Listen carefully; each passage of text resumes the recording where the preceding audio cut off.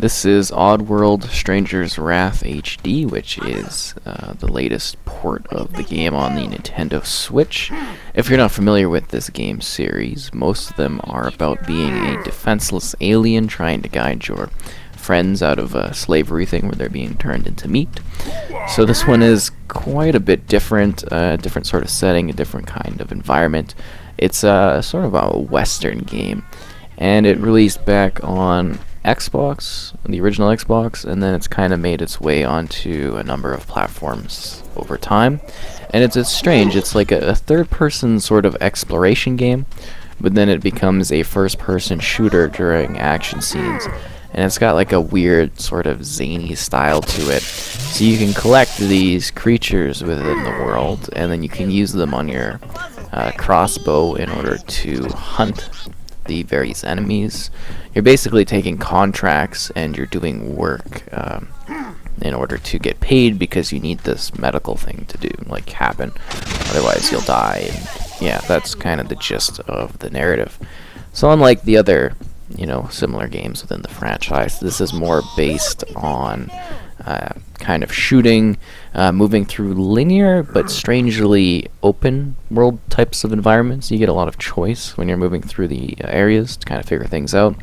Like there's one area before this where it's like a bit of a watering facility. Oh, that's not good. But you're able to either destroy like a pillar on the side of the building, or you can kind of ram the front gates. So you get a little bit of choice in how you tackle situations and freedom with that, but it is largely a linear sort of thing, as most games were at this time.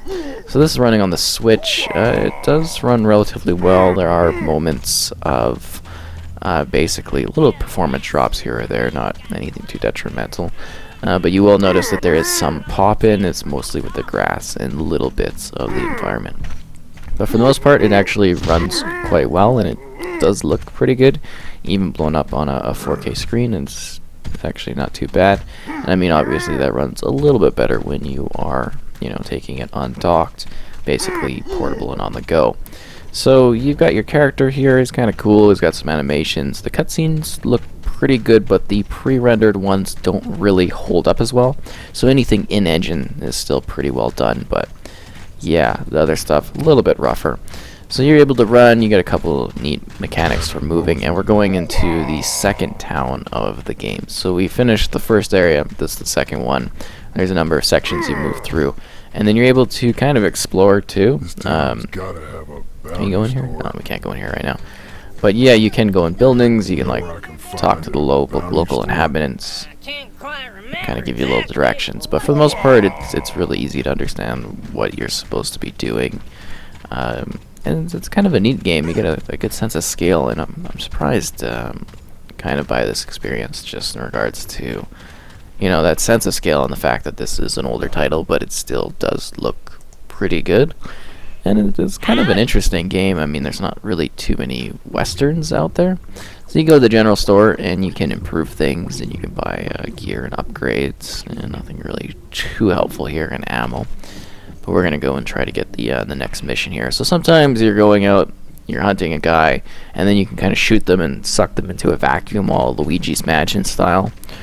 Or you can just finish them off, dead or alive treatment and stuff like that.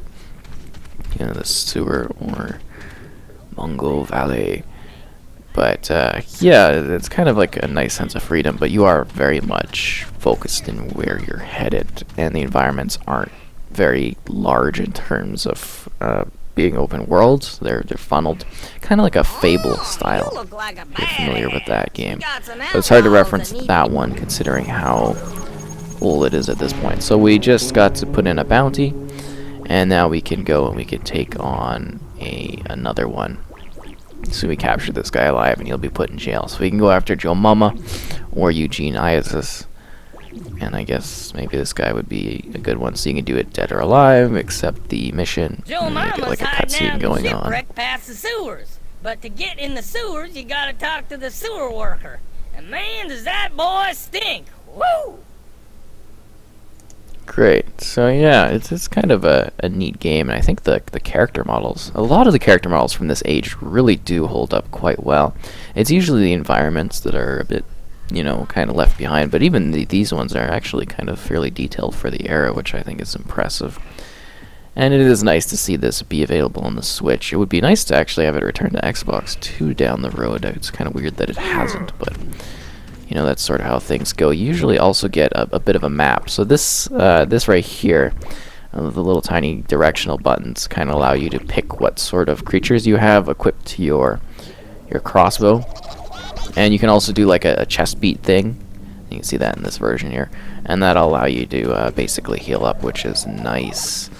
Where are we going? Didn't really listen to this guy. Okay. Find the sewer worker. Okay, so we're going to the sewer for this guy. Yeah, it's kind of awkward though at times in regards to switching between first and third. It's almost better just to play it as a first-person game, even though it's cool to see the character models. Just because you are, when you're going to do something, it's sort of an awkward switch from shooting to picking someone up and everything like that. But, you know, at the time, it's kind of a neat idea. Time to swim through the sewers. Oh, joy. I thought this was the sewers.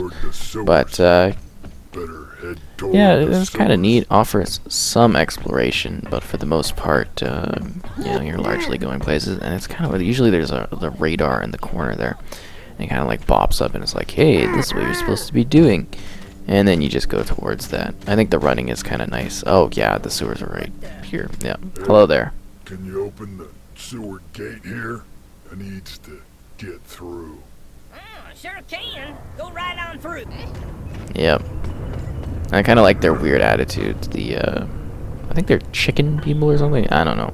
And it's a neat sort of expansion to the Oddworld series because it is so vastly different. And I'm surprised we haven't seen more sort of spin-off titles of it. It seems to really keep on that core concept. And I think this is kind of a really neat kind of game. It's definitely one of its time, but it does sort of hold up well today, being fun, offering a number of gameplay experiences and challenges. It's not really puzzle oriented. Some of it is, but a lot of it is just like combat, getting out there, shooting things, and doing stuff. So you gonna turn off that current for me? All right. I'm switching it off. Don't Yeah, there's kind of listening to these cutscenes a bit just so you can actually get an idea of the audio. It actually holds up quite well, the audio, loud and clear. I wasn't expecting that, but a lot of the games from this era do actually have sound that holds up well. So you're seeing the mini-map has now appeared, and we are swimming around, and you can see enemies and their sort of maneuverability. So I guess to a degree you can kind of do stealth here, but most of it is just going in there, shooting things and dealing with stuff. But yeah, I think the remaster of this title has actually held up well. Looks like we're dealing with monsters. Great. Not fun. But now we can test out our different things. So we've got the basically the little tiny little monster thing that came out and attacked that. But you didn't really see it because it was so close, so we'll have to get to a different kind of enemy. These ones are different. They're not really like the bandits that we're usually hunting. So for the most part, you are actually going after bandits, and you can hunt them and get rewards from it. Good, then we're going up here. Try to get to that. And then, again, like, creatures anywhere in the world can be picked up as basically ammo, which is sort of a neat thing to have. So we got the electric thing, and then we can shoot that little creature, and really... Ugh, you gotta be kidding me. Now knock off the ledge there. Usually most of this is like a flatland thing. It would have been better to show off the water facility, but I was like, yeah, we'll show off a little bit of later in the area, but yeah, the water facility is just more geared towards like direct combat with bounty hunters and stuff, whereas this is like small creatures. I do find for the most part this handles well. It can feel a little awkward at times with the Joy-Cons just kind of aiming. So it's like an explosive thing to knock those down. And then you can see I can press this when I stop moving and I can get that health back up, but it takes some stamina, so not a big deal. So sometimes you have to shoot stuff in the environment too in order to activate it. You'll find different pathways around. But it's very much a straightforward sort of exploration experience. Little bits of moving around and then combat and stuff like that. There are a number of difficulty options to use. Oh jeez.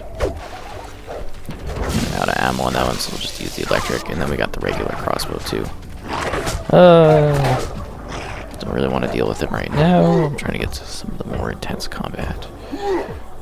Oh, you've got to be literally kidding me. I really botched that up. Oh, did they try to swim too? That's kind of funny. So I guess timing is a little bit of a matter in this one. But yeah, it's an interesting game.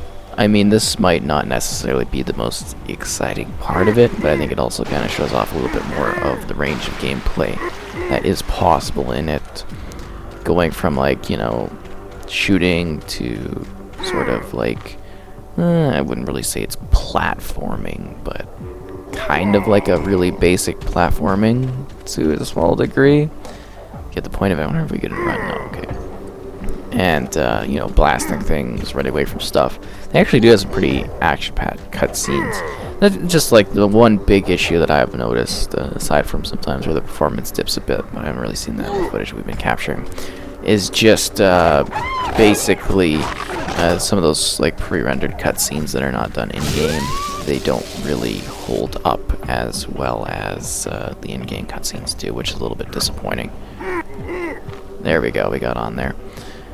But they're not too long, and yeah, it just sort of sticks out. But for the most part, it's looking really good on the Switch. I mean, I would expect it to, considering how old of a game. So this is in, you know, in-engine everything, and then you can tell the difference, because the other one's like sort of film style, but not really. But yeah, generally kind of a cool title.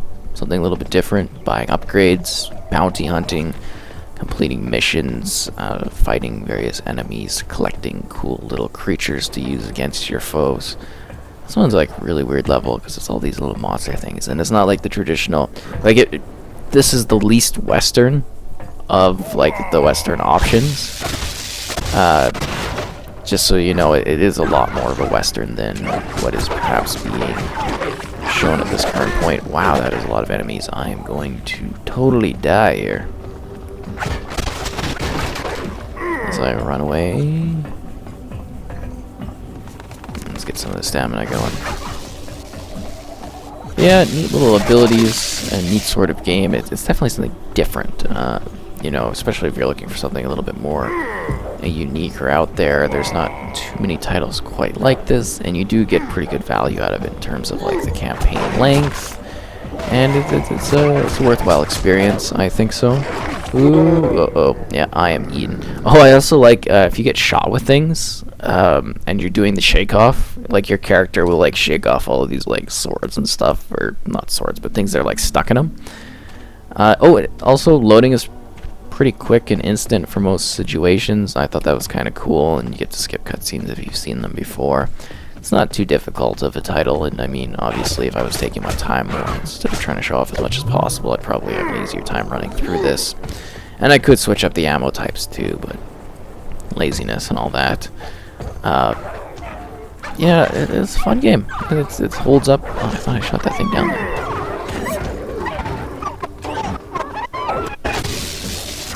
Yeah, these creatures. So yeah, I do, you know, perhaps suggest this one on the console. It's good. I'd like to see it ported to more platforms, more modern ones too. That'd be nice. So hopefully this kind of kicks that off, because I think this is maybe something that should be possible to be revisited by more players, because it is something that is unique and so different from the Oddworld series that has kind of recently come back, I guess you could say. They're definitely working on additional entries in that. And this is like so different from the regular Oddworld. I just want to make that absolutely clear. This is a very, very different type of game from that. Entirely different genres, but yet it kind of fits into the themes and the design and the style of that franchise, which is neat. And those are fun games too. Those are also worth checking out. But eventually we'd find like the gangster guy at the end of this. Oh, so here we go. We can finally show this off. So you kind of knock these guys down, and then you suck them up. And, yeah, it's all Luigi's Mansion style, and then they're captured alive, and you get like money and everything for that, and you can see more stuff going on there. Oh, it looks like they've alerted, and they know where I am. But then I'd go after the boss, and that kind of be the gist of what this experience is like. And I hope that kind of showed this off well and gave you an idea of it. Cool Western kind of game. Really neat sort of protagonist that you're playing as. It's got a silly sort of story. And a neat style that you don't necessarily see these days, and I think it's important to have good variety of titles, especially with seeing remastered games kind of, being more available over time. I think that's nice. Just preserves the history and lore of gaming a lot more, and I think this is one that is unique, definitely different. Oh, get back here. I'll suck you up in this vacuum. But yeah, that's Oddworld, Stranger's Wrath, the Western experience with weird creature thingies on the crossbow, which I still think is so cool to look at. Good! Now get your asses to work excavating that ship! And if anyone tries to get in your way, we'll make them regret it!